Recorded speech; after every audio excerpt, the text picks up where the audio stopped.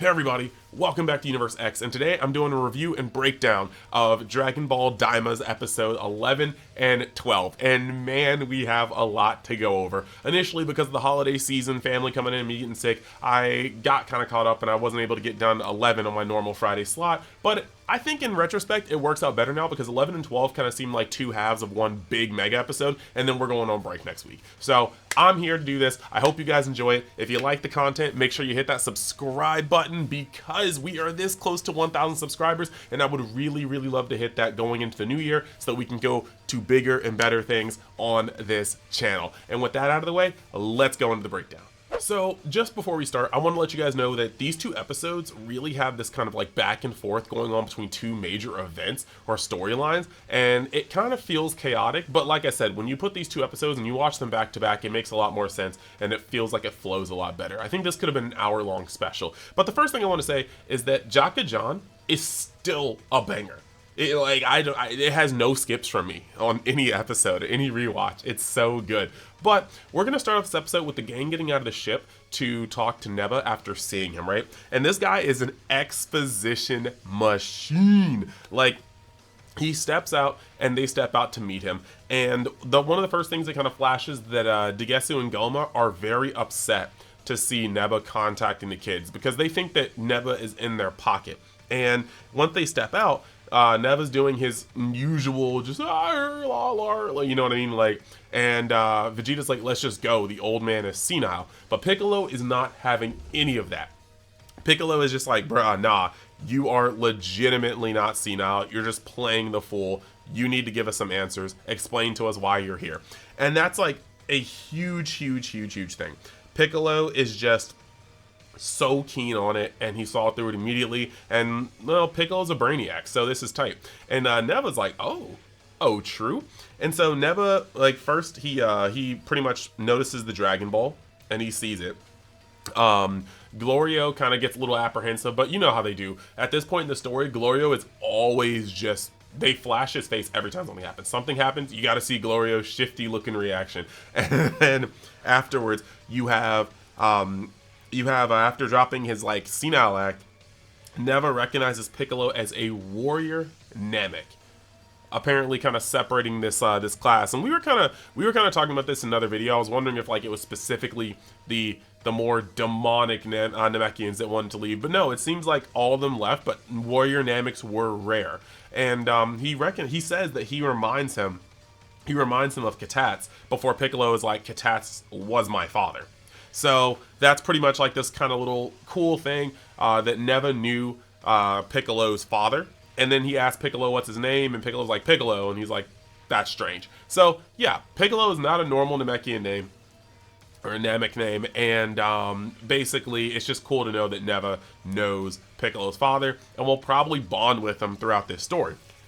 So after this ends up happening, Piccolo also, on top of knowing that he's senile, he deduced that Neva has been kind of pushing things in certain directions, like the use of the Earth Dragon Balls instead of the Demon Dragon Balls that would have to have the Tamagami stand down.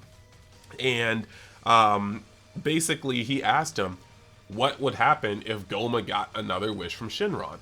And Neva kind of just at this point tilts his hand and says, I would have played senile and tricked him from using the wish. So basically I thought that Neva would maybe be like an overarching villain, but it turns out that Neva uses his senileness just to dupe the bad guys. He truly seems at this moment to be a dude that would have helped the good guys not have bad things happen. So Neva actually seems like he's on the side of good. Did not expect that, not gonna lie. They definitely played him off as an evil villain. I guess the Piccolo diff, like we thought, we see Piccolo and we think that, okay, well that means Neva's gonna be like this or like that. Not the case.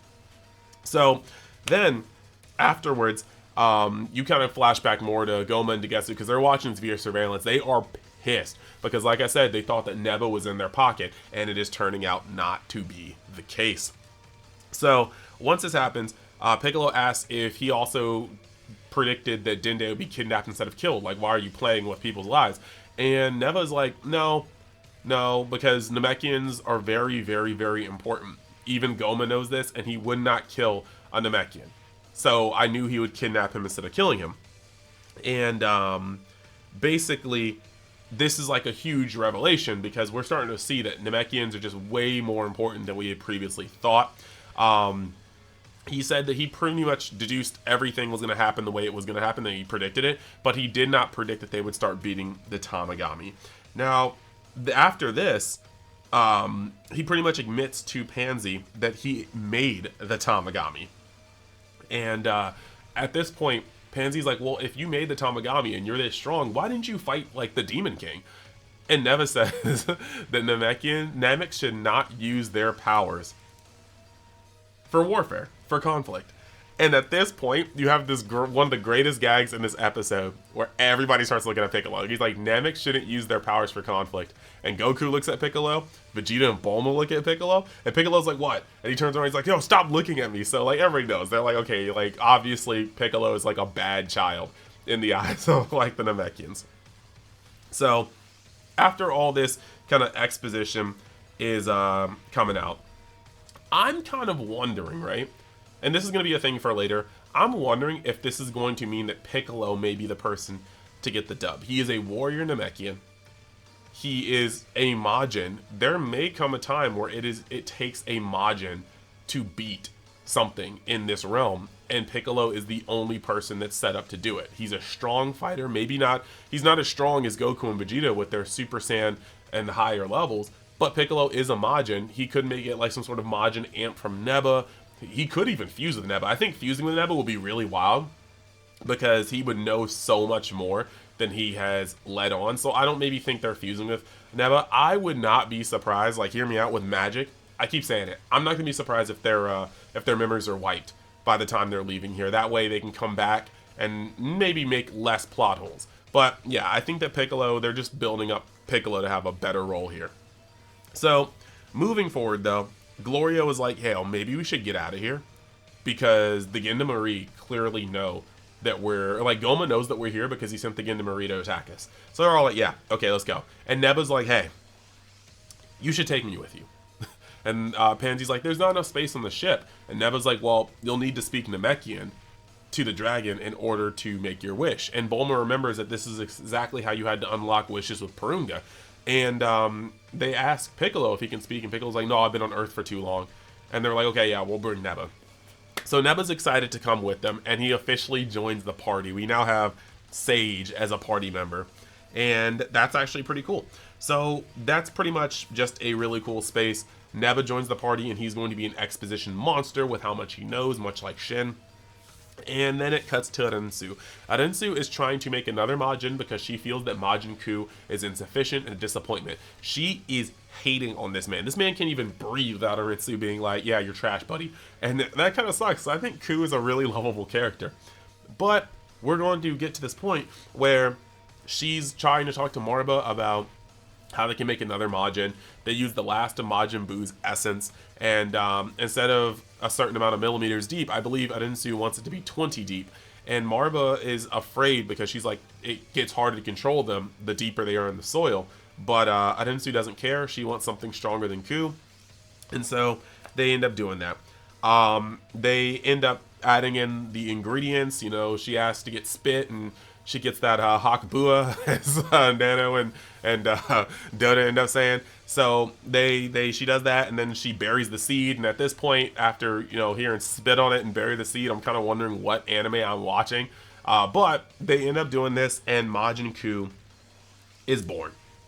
He is born, and he looks, well, we're almost there. They end up like mixing the stuff and getting the ingredients. It flashes quickly back to the ship, and you basically just have everybody talking about Neba and just kind of where they're going on their like next kind of journey part of the journey. So Neba does explain that like they ask him, doesn't he get lonely? And he's like, well, yeah, like I like it here, but it does get lonely. But he does say that he needs to keep the planet safe for when the Namekians return. So Neva believes that the Namekians will eventually return to the demon realm. And that part was so just out there that I don't think there's a possibility that you can believe that this isn't going to come back and turn into a plot point sometime down the line. Maybe Planet Namek is destroyed. Maybe they just decide it's time to go home. But at some point, Namekians will go back to the Demon Realm, and I think that's going to be cool. If there's any time for Piccolo to be a king, that would be it, man. If we end with the Namekians going back to the Demon Realm and Piccolo becoming their king, peak. Especially with how strong he is now as Orange Piccolo in the present. But, yeah.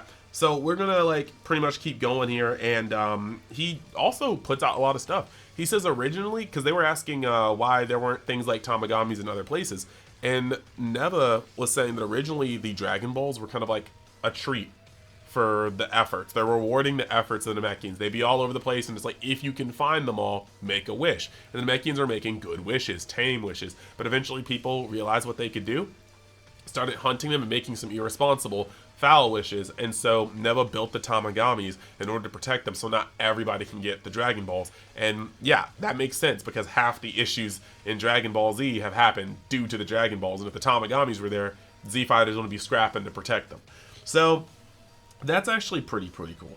But yeah, you also end up having Vegeta claim that the next Tamagami is his. Goku said that's not fair, even though that doesn't make sense because he's already fought a Tamagami. Vegeta asked if Goku asked if the same person has to fight each Tamagami. And then Neva's like, no, as long as it's one-on-one, it shouldn't be a problem. And so Vegeta's like, haha. So Vegeta's claimed this next one. And then you cut back to Arensu. You have Majin Buu being born. And Majin Buu is like, he's thick. He's a thick boy. He looks like a fatter version of Kid Buu with less of the Cybermen traits, and I'm pretty sure that's because he went down further in the soil. Higher up, Majin Buu has more Cybermen traits, but he's like in the shape of Majin Buu, and I think that's pretty cool. But his first thing that kind of happens is like, Buu is like, I've always wanted a brother. And he's so cute with how he treats Majin Buu. He's just so excited to have somebody that he can consider his kin. And Majin Buu gets out, immediately starts screaming. And then after screaming, he postures and whatnot. And like I said, he's a thick boy. Like, there's pictures going across the screen. Bro is thickness with multiple C's. And basically asks for chocolate. They're like Arensu's like, Marba, do you have chocolate? She's like, nah, bro. And so Ku's like, I'll go to the store. And just like he said before, he's great. Give him some money. He's great in stores. He's great at shopping. So he comes back immediately with chocolate. And he gives one chocolate bar to Majin Buu, who eats it. And then Majin Buu starts eyeing Majin Ku's chocolate bar. So Majin Ku breaks off like a third of his and offers it to Majin Buu. And Majin Buu looks at the bigger part of it, the 2/3, and he eats that instead. And then he ends up eating the other one. And like, Ku is like, bro, you can't be doing this. But then he quickly lightens up and he's like, but I've always wanted to do stuff like this, arguing over candy with our brother. So it's just really cute. Now, after this, you pretty much have Arensu doubting that Buu could be any better at facing Tamagami 1 than Ku. So it's pretty much now time for everybody to challenge things. They reach Tamagami 1 on Arensu's side, and they reach Tamagami 2 on Vegeta's side. And the first thing that happens is that you notice that Tamagami 1 is very stoic. He has a sword. He's really cool. And Buu challenges him, and Ku's like, you can do it, like he really is just like pushing the he's pushing like the cheering. He's really like the support, and it's really cool. It's cute. And once again, Buu is goofy. Buu is goofy like Ku. They both have goofy fighting stances, goofy movements, but he is going off and showing that he's quite agile and can be quite strong. He uses Ki Blast for the first time, and he blasts himself in the face and burns himself and has to like dust it off. Just goofy in general. And then we flash back to Tamagami 2. And Tamagami 2 is very cocky. They gave him the fish lips. They can't get away with this. They can't keep getting away with this. But he's very cocky. The first point that Vegeta asks for a duel, Tamagami 2 is like, why don't you go back home and suck on your mama's teats? And I was like, God, what is going on? So then he sees Neva, and he realizes that once he sees Neva that, oh, this is serious. That's my creator. This is serious. So he takes the challenge on. And you find out very quickly that Tamagami 2 is very fast, very agile, and he's putting up a good fight with base Vegeta. Mind you, it's base Vegeta. And they're going off, and of course Vegeta's testing his strength, but very quickly Vegeta finds that Tamagami 2 is imposing. Like, there's this great shot that I'm putting across the screen right now where Tamagami just looks so big-bodied and intimidating, and Vegeta can feel that. And Vegeta lets out a whole bunch of attacks, followed by a massive ki blast. And Goma and Degetsu were just sitting in their office still, like, or their room tweaking, because they were like, what? There's another one this strong? Like, they were like, this is crazy. And yeah, Vegeta ends up doing all that before Tamagami 2 hits him with the trident and draws blood, showing us that blood is indeed back in here. We already had the Piccolo nosebleed, but now we also have the Vegeta cheek scrape. So yeah, it goes back to Majin Buu, and he's still goofing around, but he is putting the pressure on Tamagami 1. Like, Tamagami 1 is starting to notice, holy crap, this guy's kind of strong. And yeah, that pretty much ends up being like just the pressing factor. Buu is very strong. And then it goes back to Vegeta and Tamagami 2, and Vegeta is over here pressing, but he's countered into the water. And as he's in the water trying to be like, okay, what do I do next? He sees a Kraken. So he tries to like get away from the Kraken, and as it tries to eat him. And he powers up a little bit, he escapes, but Tamagami 2 ends up blasting him in the back, which has him fall into what seems to be the Kraken's mouth. And that's where this episode ends. So moving into episode 12, called True Strength, right? You pretty much have Vegeta right after, well, the incident right after he looks like he got eaten by the Kraken, and Goku goes to investigate because they're all like, yo, crap, Vegeta just got eaten. Basically, you find out that Vegeta narrowly avoided, and he was holding on to, I guess, like the Majin like antenna on the Kraken's head. And so Vegeta's like, bro, I'm just not used to my child body yet, like, back up. And then the fight resumes. But the Kraken is still trying to eat Vegeta. It's kind of coming at him from behind, while Tamagami 1 is attacking Vegeta from the front. Rather unfair. Vegeta ends up using Super Saiyan because he needs some more speed to outmaneuver the Kraken while fighting Tamagami 2. And then you pretty much just have them going back and forth. And then Tamagami 2 ends up blasting Vegeta in the back while he's flying over the Kraken, and then that catapults Vegeta into the Kraken's mouth for real. Inside the Kraken, though, Vegeta does go Super Saiyan 2 and then starts popping off with Ki Blast, and this causes the Kraken to not only let him out, but then be like, man, I'm finna head out, my mouth hurts. So he pretty much just leaves. That's like a pretty hilarious moment. So you then have Super Saiyan 2 Vegeta versus Tamagami about to happen. But it's going to flash back over to Majin Buu versus Tamagami 1. And Majin Buu is going hard, but then he stops like mid-fight. Like, he has a punch that doesn't quite get to Tamagami 1's face, and then he just sits down talking about, I want chocolate. And Insu is like, bruh, what? And he starts throwing a tantrum about wanting chocolate, while Tamagami 1 is just like, yeah, okay, I'm finna beat his ass. And he starts like going in on him. So this is when Ku's like, give me some money, I'll run to the store, and once again proves that he is the master shopper, and he runs away. So then you go back to Vegeta, and Vegeta is fighting very fiercely, and that's when Neva goes, didn't think there'd be people this strong. Let me give him something he's really gonna like. And he hits him, because like Shin is like, they both love to fight pretty much, and Neva hits the Tamagami 2 with a buff. Now, this is a huge part for me personally, because this shows that the Tamagamis can have a deeper level of strength. We're gonna talk about this towards the end of the video in my final thoughts, but Neva being able to buff the Tamagami, to me, feels like the Tamagami are going to come back in a big way. But he buffs the Tamagami, and this is too much at this point for a Super Saiyan 2 Vegeta to take. They just like end up going at it, and Tamagami 2 is just speed blitzing. Well, not quite speed blitzing, but he's faster, and he seems to be stronger than Super Saiyan 2 mini Vegeta. And then he ends up pretty much just going underwater, and they keep fighting. Now, flashing back to Tamagami 1 and Buu is just like pretty much like being stupid, right? He is just going off, and basically Goma at this point realizes that there are people fighting very close. The Tamagami 1's in a fight. He's been so concerned with Tamagami 2, he hasn't realized that Tamagami 1 has been in a fight. And Ku gives Buu chocolate, and he eats it. And after he eats the chocolate, he steams up like classic Majin Buu when he's excited, and he starts going off, bro. Like, he literally starts beating the dog poo poo out of Tamagami 1. It doesn't even seem close. Like, Tamagami 1 goes into his heat mode. Like, remember when Tamagami 3 had his, like, steam and heat mode? Tamagami 1 does that, and he starts, like, going off with his sword, and it's still not enough. Like, Majin Buu ends up pushing him with a ki blast, and it pretty much, like, lays out Tamagami 1, and Tamagami 1 admits defeat. Then after that, he offers his final challenge, which is an incredibly complex math problem. And he lays it out. And Majin Buu has no idea what it is. Arinsu has no idea what it is. Marbu has no idea what it is. The Gendamarie are so shocked that somebody beat the Tamagami. And from the top rope, Majin Buu gets the math problem right to the dot. Like, he's like, it's this. It's literally this. And he tells Majin Buu, and Majin Buu repeats it, and Majin Buu gets the Dragon Ball. Now, when Arinsu was like, Majin Buu is so magnificent, Ku's like, yeah, my support was awesome too.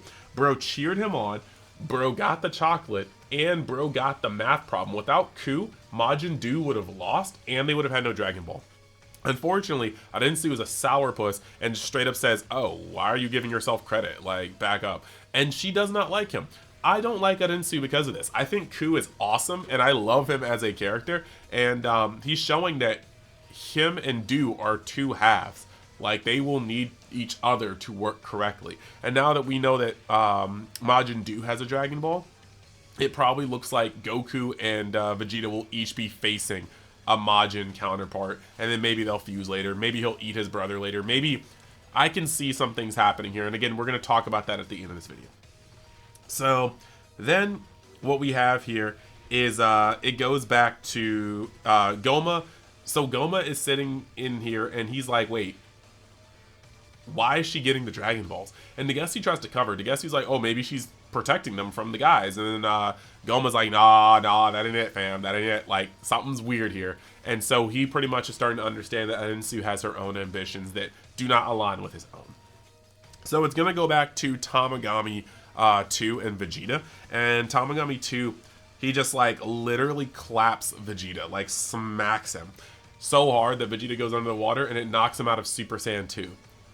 Vegeta has a split second of being underwater before he's like, nah, wait a second, I am him, and he starts transforming. You see the Super Saiyan 2 static come out. He starts going off. The transformation sequence is amazing, and it is one of the, if you haven't seen this episode yet, this is the highlight, man. If you haven't seen this episode yet, I don't know why you're here, because spoilers, man. But he literally transforms. The animation is beautiful. The static is awesome. He lights up the entire ocean. The force of the transformation pushes Tamagami 2 to the point where he's like, I need to get out of the water and address this from afar. And then Vegeta comes out of the water and he is in Super Saiyan 3. They're using some reminiscent design from Toriyama's original draft Super Saiyan 3. The hair doesn't go long down his back. It spikes up. And this is cool because everybody's hair is different. Everybody's hair is different. And so I'm glad that it's not just like Dragon Ball Heroes where all Super Saiyan 3s just mimic Goku's hair. So this is really cool looking for Vegeta. And he knows he is top dog in this fight now.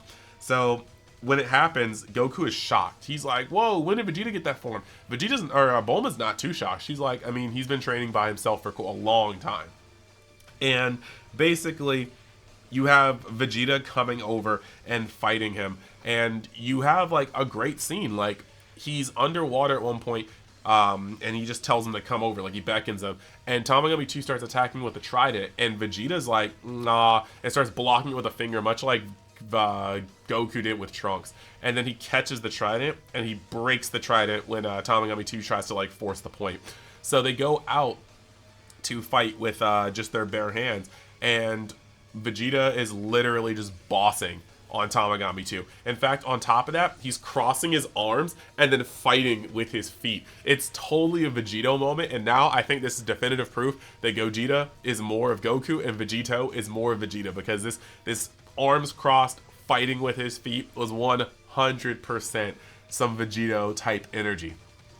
And after all this, you have this moment where, like, Vegeta, he ends up cutting. This happened a little before, but he ends up cutting the sea. Like, he parted the sea with a kick. He kicked, it parted the sea, and that's when Tamagami 2 was like, alright, it's time to stop fighting in the water. And so they end up going on, and eventually Vegeta, after he dominates, he hits him with a Gallic gun. And the Gallic gun looks beautiful. It's like almost as beautiful as the Kamehameha that Goku did. It might be as quick. I think the part that tilts me is that you have the whitewash screen and then the rainbow effects on Goku's Kamehameha, whereas this one was like a Gallic gun and then it was like all white with purple highlights, and I just think that Goku's looked a little better, but this looked so crazy. Tamagami 2, with his buff, is able to deflect it. And then just like how Goku got his Kamehameha deflected upwards and then he came over with the elbow, Vegeta came in with like a punch. And that punch rocked Tamagami 2 into like almost orbit before Vegeta ends up stopping him. Much like he stopped Cell in his imperfect form by the chest, and he was like, bro, no, this fight's still gotta go. No, he stopped him and he was just like, nah, like he stops him from going into orbit. And Tamagami 2 just realizes the writing on the wall and he's like, you got it. Like, you got it. I'm cooked. This fight's yours. So yeah, he pretty much gives that away. So after that ends up happening, he says that there's going to be a final challenge, and Vegeta is like, bruh, what? And he gives him a logic problem, and it's also just like it's crazy. But before this, it is cool to note that Neva is super surprised that Vegeta could take on a amped up Tamagami. So the logic problem is like, if Super Majin Child or whatever has 15 biscuits and he gives 5 here, he gives half of them here, he eats this many, and then he gives the rest to the snake, how many is left? And I was pretty sure that the answer was 3. Or was how many did the snake get to eat, Ichiro the snake? Because basically, if I'm not mistaken off the top of my head, he had 15, he ate 5, then he gave half of them away. And then after he gave half of them away, I think something happened to 2. And then the snake asked for what was left. So how many did the snake Ichiro get to eat? And I believe the answer was 3 if you did the whole math equation. I do believe. But then Vegeta sits here. And Bulma's like, crap, Vegeta is no good at these. And Vegeta's like sweating. Everybody's like, no, we're not getting the Dragon Ball. And Vegeta goes, 0. 0 because Ichiro is a snake and snakes don't eat biscuits. And Bulma just facepalms. She's like, no, bro. And the Tamagami 2 is like, yeah, that's correct. Like, he doesn't eat biscuits. That's good. So they get the Dragon Ball. And I thought that was hilarious. I actually laughed out loud when that happened. So you get to this point, and Vegeta is gifted the Dragon Ball. Hibis is like, wow, you really are strong. And he starts to respect Vegeta. He's like, hey, like, you know, like, I'll do a victory dance for him. Vegeta's like, no, you don't have to. And so it's cool. Hibis is finally not trying to cuck Vegeta out of Bulma, and it's pretty cool. So Vegeta and Goku bicker. You know, Goku's like, he's like, you want this heal bug? And Vegeta's like, I'm not gonna eat critters. I'm more refined than that. And Goku's like, you don't sound refined. And then Vegeta starts biting off his head, and it's just reminiscent of some scenes we've seen before. And Supreme Kai's like, well, now that we've got these, it's time to go to Demon World 1. This is gonna be where we pop off and get this last Dragon Ball. And they're all like, yeah, let's go. So they get to the ship, and Glorio's like, it won't start. Now, I think that Glorio did this himself to buy some time, because it was literally just a cord. It was a cord. It wasn't even like anything messed up. It was a cord that, like, Pansy just picked up and plopped together, and it was like, okay, we're working again. That didn't make any sense to me. I was like, I mean, okay. So, like, okay, like, this is kind of a weird thing. But he smiles when she gets it fixed, and they go on their way. Degetsu and Goma panic because they're like, wow, Dragon Balls 3 and 2 were taken by the same group of people, and Dragon Ball 1 was taken by Arensu, and they're on their way here. What are we gonna do? And that's when Goma, like, gets his angry game face on, and he's like, well, in that case. And then the episode ends. So the couple things that I wanted to touch on, because this video is already kind of a long video. One, it's really cool to kind of, like, backstory I think they're kind of putting up for Namex and Piccolo. One, Neva thinking that they are going to come back to this planet, as I think is a really cool setup for later, because it allows them to re-explore Demon World. If there is going to be an arc where the Namex are going to go back to their original homeland, this gives them a reason to re-enter Demon Realm, and I think that's going to be a big thing. The other part is Neva being able to make these Tamagamis grow stronger. I think that is going to mean that in the finale or the later battles of the series, all 3 Tamagami may work together and being souped up by Neva in order to fight whatever Goma has planned, or maybe Arensu has planned. Like, it would just be a very cool thing for Neba to be like, well, sometimes you can't avoid having conflict and using her powers for it, much like Android 16, and just showing like Piccolo like a more fiery side of Neba, where he makes all of the Tamagami go super strong and then they do their thing. But I'm also wondering if the end of the series has to have a Majin defeat it. I think that like if there's a boss and it requires like a Majin to do these things, Glorio could be a choice, but I think Piccolo would be more thematic because he's really coming home, and this isn't his arc, but it kind of is his arc. You know what I mean? Past that, it is nice to see that Goma's finally understanding that he has no allies in this. It's just him and Degesu versus everybody else, and we're about to start to see what Goma can really do with the "in that case" kind of comment towards the end. This also kind of puts me in a weird space for the power scaling of the Tamagami. Goku beat a Tamagami by flashing Super Saiyan 2. And then Super Saiyan 2 was not enough for the powered up Tamagami. But like, and it was like it was clear no diffing Super Saiyan 2. But Super Saiyan 3 overwhelmed a powered up Tamagami. So what this is letting me, or making me feel like, is that Majin Buu is definitely above Super Saiyan 2, but isn't at Super Saiyan 3 levels yet. That's what that's showing me, because he was able to beat Tamagami 1, but Tamagami 1 wasn't souped up. So yeah, each Tamagami seems to be above Super Saiyan 2. Well, okay, this is kind of weird. A Tamagami seems to be below Super Saiyan 2, but a souped up Tamagami seems to be between Super Saiyan 2 and Super Saiyan 3. That's kind of where that has kind of shown me. And then when it comes to Majin Buu and Majin Ku, a lot of people are wondering if they were going to if they're going to fuse or something like that. Seeing their relation, I feel like Ku is going to die.